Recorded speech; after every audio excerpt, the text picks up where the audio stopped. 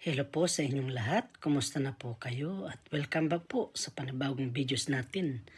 Nagsagawa po ang Nanay Kalinga ng food feeding para sa ating mga learners o mag-aaral ng Barangay Kalumbuyan Elementary School at kasama po ang masisipag natin ng mga kapulisan ng San Carlos City, Pangasinan at ng Nanay Kalinga volunteer para pagpakain sa mga masisipag na mag-aaral. Awak mabuti ah.